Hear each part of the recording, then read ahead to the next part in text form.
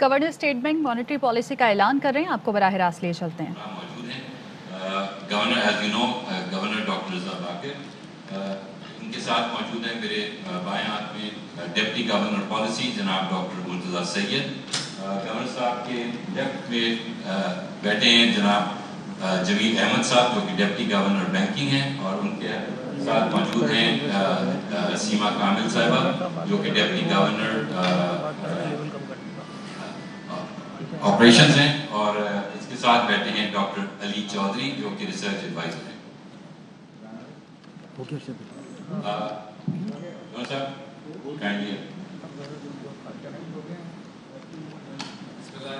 السلام علیکم۔ آج کی جو پریس کانفرنس ہے یہ ہماری بھائیاں نیچے بیٹھ گئے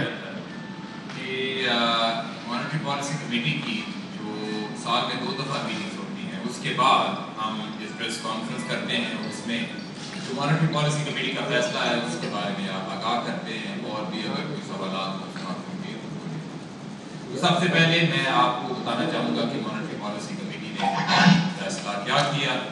اور اس کے ساتھ ساتھ اس کے بعد میں ایک براڈر لیول پہ آپ کو بتانا چاہوں گا کہ ہم معاشی حالات کو آگے کیسے دیکھ رہے ہیں۔ اس کے بعد جو آپ کے سوالات ہوں گے وہ ہم بڑی خوشی سے ان کے جواب دیں گے۔ تو سب سے پہلے مانیٹری پالیسی کمیٹی کا فیصلہ آج یہ تھا کہ انٹرسٹ ریٹ کو 7% پر ہی برقرار رکھا جائے۔ اس فیصلے کو پہنچنے میں مانیٹری پالیسی کمیٹی کے 2 بنیادی نقطے تھے۔ پہلا نقطہ یہ تھا کہ جو انفلیشن ہے، جو مہنگائی ہے، اس کو جو ایک ہمارا کور مینڈیٹ ہے اسٹیٹ بینک کا، ہم ایک اس کو زیادہ نہ بڑھنے دیں، اس کے لحاظ سے مانیٹری پالیسی کمیٹی نے یہ دیکھا کہ جو سال کی انفلیشن پروجیکشن ہے وہ تقریباً 7 سے 9% ہے جو پہلے اناؤنس کی گئی ہے۔ اس میں شاید کچھ ایک عارضی طور پہ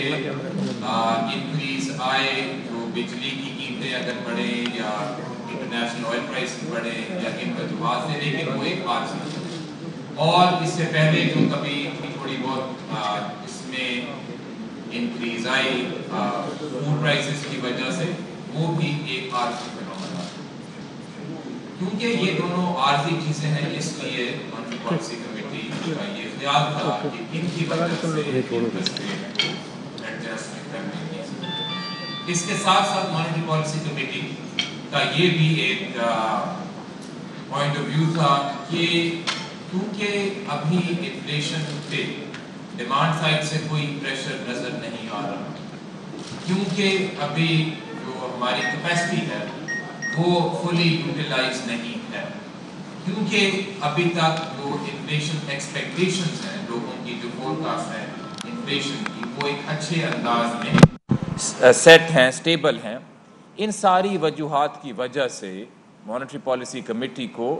جو ہماری معاشی حالت ہے، اکنامک ڈیولپمنٹ کو دیکھنا چاہیے، اس پہ ایک نظر رکھنی چاہیے، اور اس پہ ایم پی سی کے یہ پوائنٹ آف ویو تھے کہ پہلے کے مقابلے میں حالات بہتر ہو رہے ہیں۔ جب کووڈ میں پاکستان کی اکانومی پچھلے سال تھی تو آپ کے سامنے تھا کہ کس طرح حالات بڑے مشکل تھے، ان کے مقابلے میں آہستہ آہستہ بہتری آ رہی، لیکن ابھی بھی وہ بہتری نہیں آئی جو ہم دیکھنا چاہیں گے اپنی قوم کے لیے۔ اور یہ بڑا اہم ہے کہ ابھی ایک مانیٹری پالیسی سٹیبلٹی کا میسیج کنوے کرے کہ کیونکہ انفلیشن کے ڈیمانڈ سائڈ سے کوئی پریشر نہیں ہے، تو یہ جو ریکوری ہے اس کو مانیٹری پالیسی کمیٹی سپورٹ کرے۔ تو انٹرسٹ ریٹ کو برقرار رکھنے کی یہ 2 بنیادی وجوہات تھیں، لیکن ساتھ ساتھ اس دفعہ کی مانیٹری پالیسی کمیٹی کی میٹنگ میں، اور جو اس کے بعد سٹیٹمنٹ ایشو ہوئی ہے جو اب تک ہماری ویب سائٹ پہ لگ چکی ہوگی، ایک بڑی اہم چیز ہے، اور یہ ایک نئی چیز ہے جو اس دفعہ اسٹیٹ بینک نے دفعہ کی ہے، اور وہ یہ ہے فارورڈ گائیڈنس۔ اس میں نہ صرف مانیٹری پالیسی کمیٹی نے یہ اعلان کیا ہے کہ اس ایم پی سی کی میٹنگ میں شرح سود پہ کیا فیصلہ ہوا، مانیٹری پالیسی کمیٹی نے یہ بھی اشارہ کیا ہے کہ مستقبل جدید میں انٹرسٹ ریٹ پہ مانیٹری پالیسی کمیٹی کیا دیکھ رہی ہے۔ اس کو کہتے ہیں فارورڈ گائیڈنس. یہ کافی سارے سینٹرل بینک دیتے ہیں. ہم اسٹیٹ بینک پہلے یہ نہیں دیتے تھے. تو اس دفعہ کی مانیٹری پالیسی کمیٹی میں یہ ایک نئی چیز ہے. اور یہ اشارہ کیا کیا گیا؟ وہ اشارہ جیسا کہ آپ کے سامنے ہے وہ یہ ہے کہ مانیٹری پالیسی کمیٹی دیکھ رہی ہے کہ مستقبل جدید میں یہ شرح سود اسی لیول پہ برقرار رہے گی. اور اگر آگے جا کے جیسے جیسے ہماری معاشی حالت بہتر ہوتی جاتی ہے کہ ہم فل کیپیسٹی کی طرف آتے ہیں اور جو ہماری اکنامک ریکوری ہے وہ کافی حد تک مضبوط ہو جاتی ہے، تو اس لیول پہنچ کے جب پالیسی ریٹ میں کوئی چینج کرنے کی ضرورت آئی تو وہ جو چینج ہوئے گی ایک ایسے انداز میں ہوگی کہ یکدم نہ ہو اور ایک دم سے بہت زیادہ نہ ہو، لیکن ایک بتدریج انداز میں اس میں اگر چینج آئی تو آئے گی. اب یہ جو فارورڈ گائیڈنس ہے یہ ہم نے مانیٹری پالیسی کمیٹی نے کیوں دی؟ اس کی بنیادی وجہ ایک یہ ہے کہ انویسٹرز میں مارکیٹ میں ہمارے جو بزنس مین ہیں، صنعت کار ہیں، یہ ایک تھوڑی سی کنسرن تھی کہ جیسے جیسے اب ایک یہ جو بات چیت چل رہی ہے کہ آئی ایم ایف کے پروگرام میں ہم دوبارہ جانے والے ہیں، تو کیا ایسے تو نہیں ہوگا کہ ایک دم سے اسی طرح انٹرسٹ ریٹ میں چینجز آنے شروع آ جائیں جیسے پہلے آتی تھی، یا کوئی اور ایسے حالات تو نہیں ہیں، یا کوئی اور ایسی سرپرائزز جو انویسٹر کمیونٹی کو ملیں. اس کی وجہ سے تھوڑی سی بزنس کمیونٹی میں انسرٹنٹی تھی. تو جو ایک پیغام ہم دینا چاہتے ہیں آج وہ یہ ہے کہ آج ہماری معاشی حالت وہ نہیں ہے جو اس وقت تھی جب آئی ایم ایف کا پروگرام جون 2019 میں شروع کیا گیا تھا. آج ہماری معاشی حالت اس سے بہت بہتر ہے. اس وقت کی جو ضروریات تھیں ان کو مد نظر رکھتے ہوئے کچھ ہمیں ایسے فیصلے کرنے پڑے تھے، لیکن آج چونکہ ہمارے حالات بہت بہتر ہیں اور میں آؤں گا ان کی تفصیل بیان کرنے کے لیے، اس لیے آج ہمیں یہ کانفیڈنس ہے کہ ہم فارورڈ گائیڈنس دیں جس طرح کافی سارے اور سینٹرل بینک بھی فارورڈ گائیڈنس دیتے ہیں. تو اسی لیے مانیٹری پالیسی کمیٹی نے یہ اشارہ کیا ہے کہ مستقبل قریب میں جو شرح سود ہے وہ اس کو اسی لیول پہ دیکھ رہے ہیں جو آج ہے. اب یہ کیا وجہ ہے، کیوں یہ ہماری اسیسمنٹ ہوئی کہ ہم اب اس کانفیڈنس سے کہہ سکتے ہیں کہ ہماری جو معاشی حالات ہے پہلے سے اب اتنی بہتر ہو چکی ہے کہ ہم یہ فارورڈ گائیڈنس دیں؟ اس کی 2-3 وجوہات ہیں. اور یہ کہانی شروع ہوتی ہے جب آپ دیکھ رہے ہوں گے کہ ایک وقت ایسا تھا کہ ایکسٹرنل ڈیفیسٹ کی وجہ سے، کرنٹ اکاؤنٹ ڈیفیسٹ کی وجہ سے نہ صرف جو ہے ایکسچینج ریٹ وہ ڈپریشیٹ ہو رہا تھا، گر رہا تھا، بلکہ جو ایک کرنٹ اکاؤنٹ ڈیفیسٹ تھا اس کی وجہ سے ریزروز بھی گر رہے تھے. اور آپ جانتے ہیں کہ یہ کرنٹ اکاؤنٹ ڈیفیسٹ جو ہے ایک زمانے میں سالانہ $19 بلین کا ڈیفیسٹ تھا. آج وہ جو کرنٹ اکاؤنٹ ڈیفیسٹ ہے وہ اس فسکل ایئر میں اب تک سرپلس میں. تو یہ جو ایک اتنی بڑی چینج آئی کرنٹ اکاؤنٹ ڈیفیسٹ میں اور اس چینج کو سسٹین کیا گیا، یہ پہلی وجہ ہے اس کانفیڈنس کی کہ اب ہم تھوڑی فارورڈ گائیڈنس بھی دے سکتے ہیں. دوسرا سوال یہ پیدا ہوتا ہے کہ یہ جو کرنٹ اکاؤنٹ کی ڈیفیسٹ میں یہ بہتری ہوئی، یہ کیسے ہوئی؟ یہ کیا اس لیے ہوئی کہ ایک آدھ شارٹ ٹرم ٹیمپرری میجر لیا گیا، یا یہ کسی بنیادی ایکشن، کسی انسٹیٹیوشنل چینج کی وجہ سے ہوئی؟ اور یہ دوسرا نقطہ جو میں آپ کے سامنے پیش کرنا چاہتا ہوں وہ یہ ہے کہ اس کرنٹ اکاؤنٹ کو بہتر کرنے کے لیے ایک انسٹیٹیوشنل چینج کی گئی، اور وہ یہ ہے کہ جو ہمارا ایکسچینج ریٹ کا سسٹم ہے اس کو ایک مارکیٹ بیس ایکسچینج ریٹ بنا دیا گیا. مارکیٹ بیس ایکسچینج ریٹ کے بنانے کا مطلب یہی ہے کہ جو سپلائی اور ڈیمانڈ ان کی کنسیڈریشنز کو ہم سامنے رکھیں گے. اس کا یہ مطلب نہیں ہے کہ اس کو بالکل ہی کھلا چھوڑ دیں اور فری فلوٹ کر دیں. اسٹیٹ بینک یہ اپنے پاس پاور رکھتا ہے کہ اگر ڈس آرڈرلی مارکیٹ کنڈیشنز ہوں تو وہ اس کو ایک آرڈرلی طریقے میں مارکیٹ کو واپس لے آئے. یہ جو ہم نے ٹرانزیشن کی مارکیٹ بیسڈ ایکسچینج ریٹ کی، یہ ہم نے مئی جون 2019 میں کی، اور مجھے ابھی بھی یاد ہے کہ اس کے بعد ایک پریس کانفرنس یہیں ہوئی اور ہمارے صحافیوں کے کافی سارے سوالات تھے کہ آیا یہ جو آپ نے ایکسچینج ریٹ کی ٹرانزیشن کی یہ ٹھیک چلے گی کہ نہیں چلے گی. آپ نے ڈالر کو کھلا چھوڑ دیا تو آپ ہمیں کیا گارنٹی دیں گے کہ یہ آسمان تک نہیں پہنچے گا.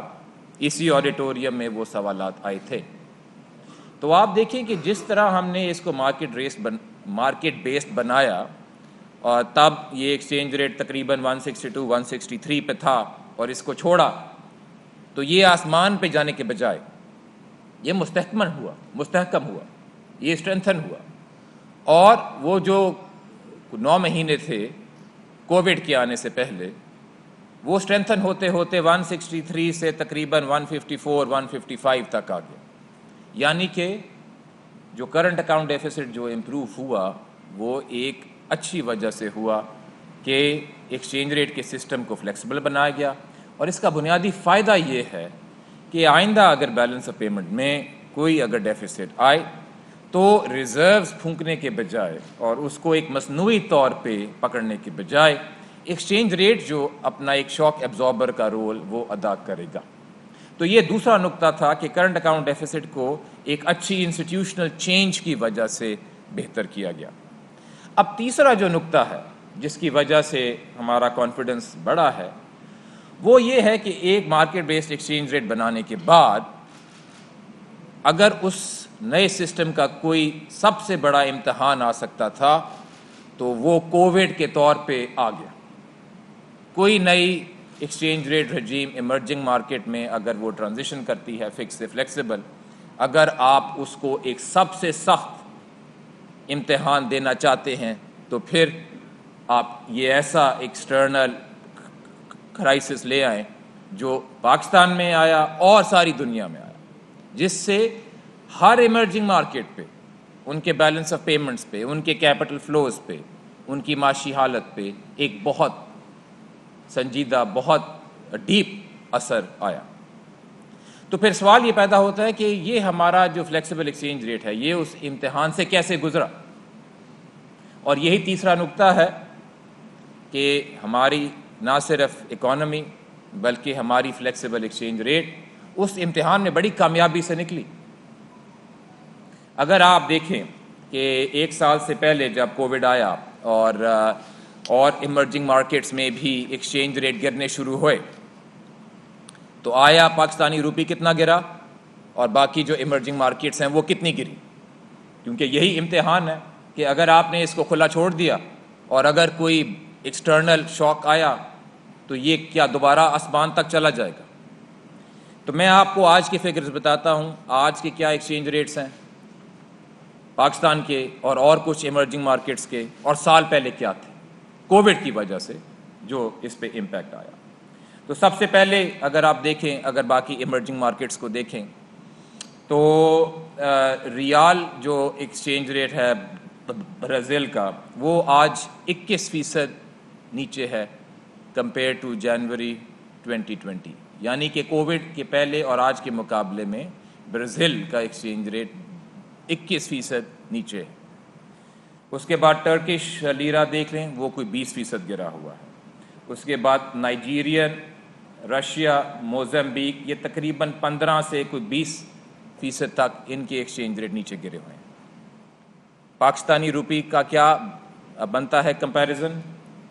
کووڈ کے پہلے کے مقابلے میں؟ آج ہمارا ایکسچینج ریٹ 3.8% کمزور ہے کمپیئر ٹو ادر کنٹریز. تو کہنے کی مراد یہ ہے کہ اگر ہم دیکھیں کہ پاکستان کا ایکسچینج ریٹ کا جو امتحان آیا، اگر ہم باقی ملکوں کے مقابلے میں دیکھیں تو یہ ہم نے امتحان بڑے اچھے انداز سے اس سے ہم نکلے، اور اس سے ہمیں یہ بھی کانفیڈنس آیا کہ یہ جو ایکسچینج ریٹ کی ہم نے ٹرانزیشن کی یہ اب کووڈ کا امتحان بھی سہے. تو کووڈ سے بڑا امتحان تو مشکل ہی ہے کہ دوبارہ آئے گا۔ اور ساتھ ساتھ میں یہ بھی کہتا چلوں کہ جو ایکسچینج ریٹ میں جو یہ اچھے انداز سے اس امتحان سے نکلا، اس کی وجہ یہ بھی نہیں ہے کہ ریزروز جو ہیں وہ کم ہو گئے بنسبت جب ہم نے یہ ایکسچینج ریٹ ٹرانزیشن کی۔ جب ہم نے یہ ایکسچینج ریٹ ٹرانزیشن شروع کی تو تب ہماری بیلنس شیٹ پہ ہمارے جو ریزروز تھے تقریباً 7.2 بلین کی رینج میں تھے، اور آج تقریباً 13 بلین ڈالرز ہیں، 13 بلین ڈالر ہیں۔ یعنی کہ کووڈ کے باوجود نہ صرف جو ہے ایکسچینج ریٹ وہ اپنے اس امتحان سے اچھی طرح گزرا، اس کے ساتھ ساتھ جو ہمارے ریزروز ہیں وہ بھی انکریز ہوئے۔ اور یہ ریزروز جو بڑھے یہ اس وجہ سے نہیں بڑھے کہ ہم نے foreign exchange loans net basis پہ زیادہ لیے۔ اگر آپ اس کا حساب لگائیں، اور یہ ہم نے اپنی پریزنٹیشنز میں بھی اس کا بریک ڈاؤن دیا ہوا ہے کہ جب حکومت کوئی فارن لون لیتی ہے تو اس کی پروسیڈز ہمارے ریزروز میں جمع ہوتی، اور جب پچھلے لیے ہوئے قرضوں پہ انٹرسٹ اور ریپیمنٹ کرنی ہوتی ہے تو وہ بھی ہمارے ریزرو سے ہوتا۔ تو اگر آپ ان دونوں کی نیٹ کنٹریبیوشن دیکھیں، ظاہر ہے ریزروز اگر آپ کہیں گے کہ فارن بوروئنگ کی وجہ سے بڑھے ہیں تو اسی وجہ سے بڑھ سکتے ہیں کہ اگر آپ نے جو نئے قرضے لیے وہ پرانے قرضوں کو ریٹائر کرنے سے بھی زیادہ تھے۔ یہ ایسا قطعاً نہیں ہوا۔ فارن بوروئنگ کی نیٹ کنٹریبیوشن 0 تھی یا نیگیٹو تھی، یعنی کہ کہنے کی مراد یہ ہے کہ یہ جو ریزرو میں انکریز آئی نہ صرف ٹوٹل ریزروز میں آئی بلکہ نیٹ انٹرنیشنل ریزروز میں بھی یہ انکریز آئی۔ تو میں سمرائز کرنے کے لیے یہ کہنا چاہوں گا کہ یہ 2-3 چیزیں جو میں نے آپ کے سامنے پیش کی، مانیٹری پالیسی کمیٹی کا آج یہ فیصلہ کہ انٹرسٹ ریٹس برقرار رہیں گے، نمبر 2 کہ مانیٹری پالیسی کمیٹی نے فارورڈ گائیڈنس بھی دی کہ جو مستقبل قریب میں مانیٹری پالیسی کمیٹی یہی دیکھ رہی ہے کہ انٹرسٹ ریٹس برقرار رہیں گے، اور آگے اگر جا کے جب اس میں کوئی چینج آئے گی تو وہ اس طرح نہیں آئے گی کہ جس طرح پہلے ایک دم سے یا بہت زیادہ انٹرسٹ ریٹ میں چینج آتی تھی، لیکن ایک آرڈرلی انداز میں وہ چینج آئے گی۔ اور اس میں جو ایگزیکٹ لینگویج ہے وہ مونسی کی اسٹیٹمنٹ میں بھی ہے کہ یہاں پہ یہ لکھا ہوا ہے کہ monetary policy committee considered it appropriate to provide some forward guidance on monetary policy to facilitate policy predictability and decision making by economic agents. In the absence of unforeseen developments, the MPC expects monetary policy settings to remain unchanged in the near term. As the recovery becomes more durable and the economy returns to full capacity, the MPC expects any adjustments in the policy rate to be measured and gradual to achieve mildly positive real interest rates. تو کہنے کی مراد یہی تھی، یہ جو دوسرا نقطہ کہ اس میں ایک اچھے انداز میں آرڈرلی انداز میں اگر کوئی آگے چینج آئے گی تو آئے گی۔ اور تیسری چیز جو میں آپ کے سامنے پیش کرنا چاہتا تھا وہ یہ تھی کہ اس فارورڈ گائیڈنس کی دینے کی وجہ یہی تھی کہ آج جو ہمارے حالات ہیں وہ بڑے مختلف ہیں کہ جو پہلے تھے جب انٹرسٹ ریٹ 13.25 پہ کرنا پڑا اور کچھ چیزیں کرنی پڑی، اور ان کی جو وجوہات تھیں وہ میں آپ کے سامنے پیش کرنا چاہتا تھا کہ کس طرح ہم نے کرنٹ اکاؤنٹ ڈیفیسٹ کو کم کیا، ایکسچینج ریٹ کی رجیم کو بدلا، اس کے بعد ایک امتحان آیا اس سے گزرے، اور آج ہم یہاں کھڑے ہوئے ہیں کہ ہمارے ریزروز بھی بڑھے ہوئے ہیں اور ایک ایکسچینج ریٹ بھی اچھے انداز سے مارکیٹ بیس پہ چل رہا ہے۔ آخر میں آپ کے سوالات لینے سے پہلے میں صرف ایک چیز کی طرف اشارہ کرنا چاہوں گا کہ دیکھیں ہماری جو لاسٹ پریس کانفرنس ہوئی تھی وہ ہوئی تھی جولائی میں، میرا خیال ہے سپٹمبر میں ہوئی تھی، اور اس کے بعد سے وہ آپ کو وقت یاد ہوگا کہ ابھی ہم پہلی ویو جو آئی تھی کووڈ کی اس سے ابھی ہم ریکوری کی طرف شروع ہی ہوئے تھے۔ اور میں تھوڑا سا ذکر کرنا چاہوں گا کہ آج ہم کہاں کھڑے ہوئے ہیں، اور اسٹیٹ بینک نے جو کووڈ میں اپنے بزنس مین کو اور اکانومی کو سپورٹ کرنے کے لیے کچھ اقدامات کیے، کچھ سٹیپس لیے، وہ کیا تھے اور ان کا نتیجہ کیا نکلا، یہ ہم نے اپنی پریزنٹیشنز میں بھی بتایا ہوا ہے۔ اور جو ہماری ویب سائٹ ہے اس میں بہت ٹرانسپیرنٹلی یہ سارے نمبرز لگائے ہوئے ہیں اور ہر ویک یہ نمبر اپ ڈیٹ ہوتے رہتے ہیں. تو صرف میں مختصر طور پہ کہوں گا کہ کووڈ کے رسپانس میں 4-5 چیزیں تھیں. سب سے پہلے جو شرح سود کو ہم نے کٹ کیا. ایمرجنگ مارکیٹس میں ماسوائے ارجنٹینا جہاں پہ ایک بہت ہی ڈیپ ساورن ڈیٹ کا ایشو بنا ہوا تھا, ایمرجنگ مارکیٹس میں سب سے زیادہ انٹرسٹ ریٹ کٹ, اور جس رفتار سے کٹ کیے گئے وہ پاکستان میں ہی کیے گئے. اگر آپ ان ملکوں کو بھی لے لیں جس میں انٹرسٹ ریٹ 10% سے زیادہ تھے, ڈبل ڈیجٹ تھے, اس سب سیٹ میں بھی سب سے تیزی سے کمی پاکستان میں کی گئی. دوسری چیز جو ہم سب سے پہلے ایک پیکیج لائے روزگار کو بچانے کے لیے, کہ جو بزنس یہ کمٹمنٹ دے گی کہ وہ اپنے ورکرز کو لے آف نہیں کرے گی تو اس کو ایک کنسیشنل ورکنگ کیپٹل ملے گا, سستے قرضے پہ انٹرسٹ ریٹ ملے گا. یہ روزگار پے رول فائنینسنگ اسکیم تھی, اور اس میں 238 بلین روپیز جو ہے 238 تقریباً 240 ارب روپے کنسیشنل لینڈنگ کے بینکس کے تھرو دیے گئے کہ روزگار بچے. اور اس میں سے جو 50% جو بینیفیشریز تھے اس روزگار اسکیم کے وہ چھوٹے لوگ تھے, چھوٹے صنعت کار تھے, ایس ایم ایز کا وہ سیکٹر تھا. اس کے بعد ہم ایک اسکیم لائے کہ جن لوگوں کے قرضے ڈیو ہیں, پرنسپل کی پیمنٹس آ رہی ہیں, ان کو بینکس کے ساتھ مل کے ایک ایسا راستہ نکالیں کہ بینکس والنٹری بیسس پہ اس کو ایکسٹینڈ کریں. فیصلہ بینک کا ہی ہو, لیکن ہماری طرف سے یہ انٹرسٹ مورل سویژن تھی کہ جہاں کوئی کریڈٹ رسک کا ایشو نہیں ہے تو وہاں پہ کوئی رکاوٹیں نہ پیدا کی جائیں اور وہ ایکسٹینشن دی جائے. اس اسکیم کے تحت 657 بلین روپیز تقریباً 660 ارب روپے جو ہیں اس میں ایکسٹینشن دی گئی, ورنہ اس میں سے کافی حد ایسی تھی جو ڈیو ہوتی اور لوگوں کو مشکل آتی کہ نہ صرف کووڈ آیا ہے لیکن اس کے ساتھ ساتھ اس قرض کی ادائیگی بھی کرنی ہے. یہ تھی پرنسپل کی ریپیمنٹ. اس کے ساتھ ساتھ مارک اپ کی جو ری اسکیجولنگ کا ہم نے ایک انسینٹیو پیکیج دیا بینکس کو کہ جہاں پہ وہ کریڈٹ رسک سے مطمئن ہے تو وہ آگے ایک جو بینک کا جو ان کا کلائنٹ ہے اس کے ساتھ بیٹھ کے ایک ری اسکیجولنگ کا. Fly with PIA and save gold. Register now. Scan QR code and register yourself to get gold and loyalty benefits. Powered by ARY Sahulat Wallet.